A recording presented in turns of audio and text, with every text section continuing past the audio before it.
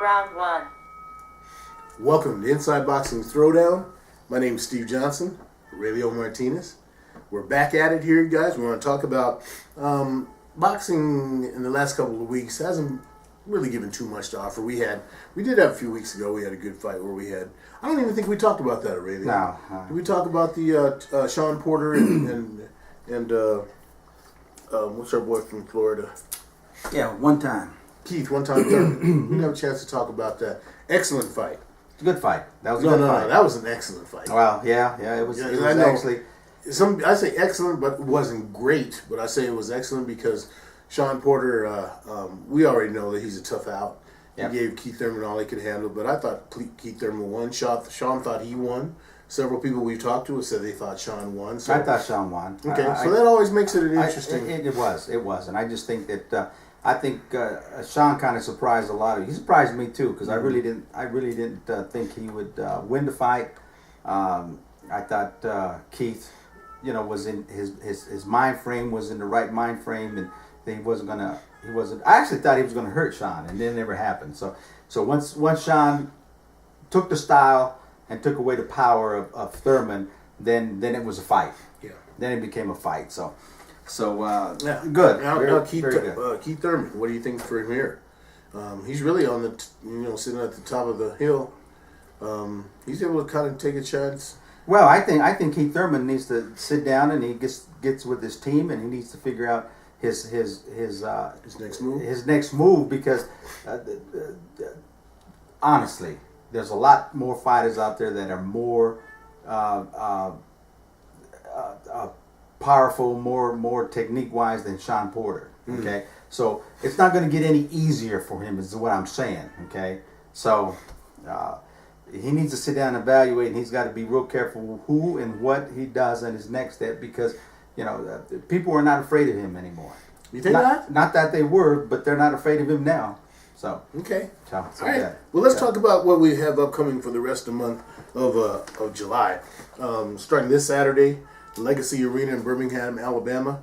We have Lou DiBella Promotions, televised on Fox, Fox Sports 1. We have Deontay the Bronze Bomber Wilder, 36-0, 35 KOs, taking on Chris Arreola, 36-4-1 with 31 KOs.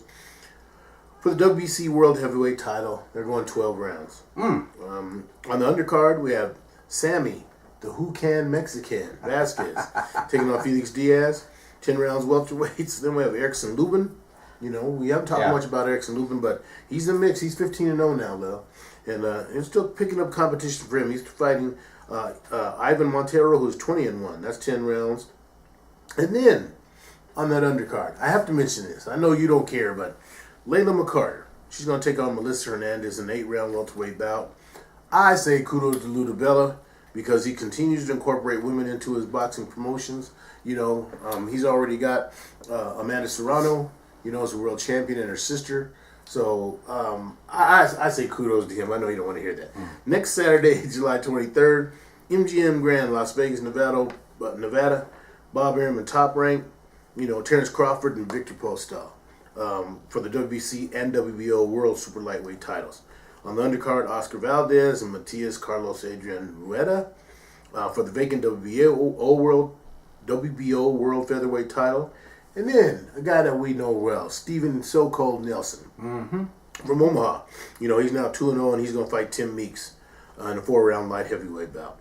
I have to ask you, Radio, we'll come back to it, but when is Top Rank's matchmaker, and that's Brad Goodman, when is he going to get his head out of his ass and start helping promote women's boxing on the pay-per-view scale? Okay? We got 4 bouts this week, this month of July.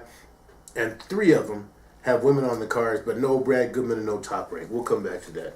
Okay. On July the 29th, Friday, Donna Stevenson and Thomas Williams for the WBC World Light Heavyweight title.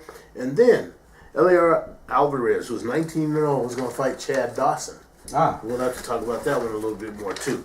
And on that far card, there's a guy that finds a way to try to find an opponent for Yves-Marie Decaire to fight 4 rounds.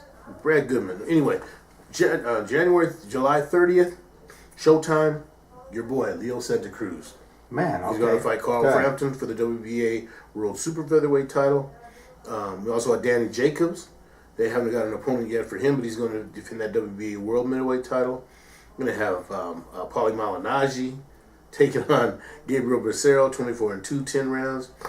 Also, Amanda Serrano, I just talked about her. She's going to fight 10 rounds for the WBO World Female Featherweight title. But the one that you want to talk about later, and we'll come back to it, we have the scheduled return of super lightweight Mikey Garcia. 34-0, he's going to take on Elio Rojas, is 24-12, 24-2. That's going to be a 10-round bout.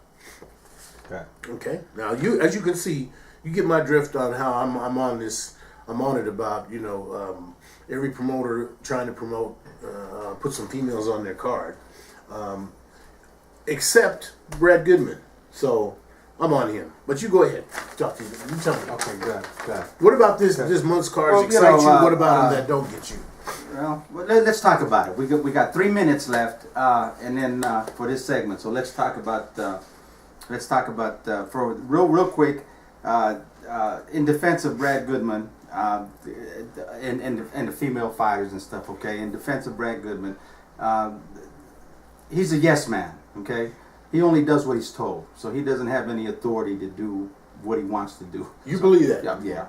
He's a yes man. I mean, so they tell him what to do, who to match up, how to match up, and he does it. Okay, so we'll go from that now until the women support themselves in boxing, then I don't see any reason why the big promoters need to support him. I'm honest to goodness truth. That's just my feeling, is that they amongst each other can't unite and put together a strong, I don't want to say organization, but a strong alliance between each other to demand that. I mean, look at MMA. The exciting fights are now the women. Maisha Tate. I mean, that fight just happened. Everyone watched that fight to watch them.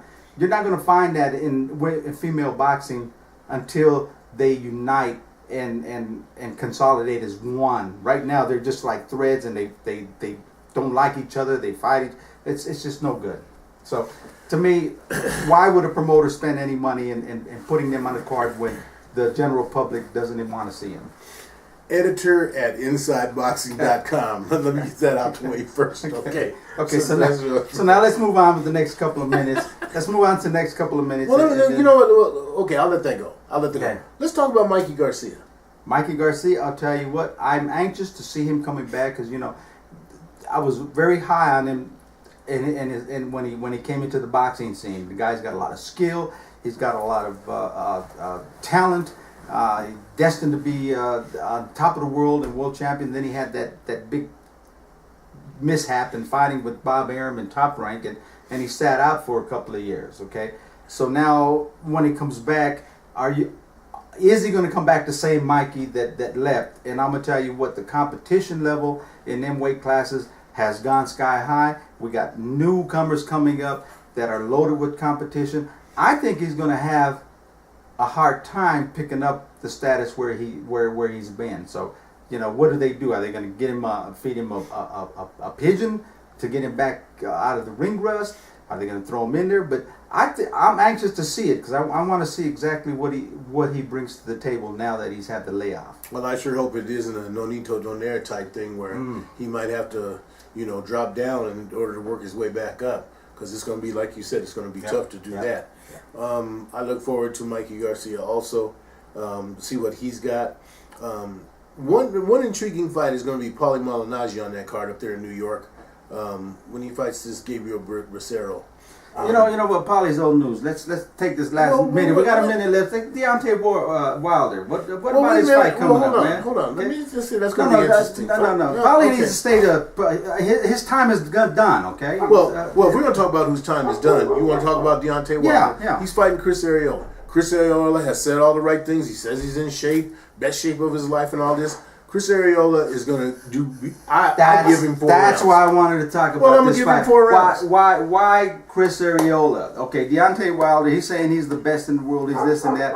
Why Chris Arreola? Okay, why pick someone where, to be honest with you, 10 second signal. Why pick something there that where the general public really doesn't want to see that. Because he's waiting to see what happens with the, with the big boys. He's waiting to see what happens. Joshua? I don't think Anthony Joshua and him is a fight that's going to happen right yet. I think that he's waiting to see what's going to happen with Tyson Fury and Klitschko, and he thinks he's in the mix for that. But in the meantime, he's got to stay away from Joshua. I don't think. I agree with you. So then why not pick a Chris Arreola, somebody that? But what I'm saying is Chris Arreola is not going to help him any. It's not going to help him prepare for Joshua. It's not going to help him prepare for any big time heavyweight. So why? That's just astounding to me. Why? Good point.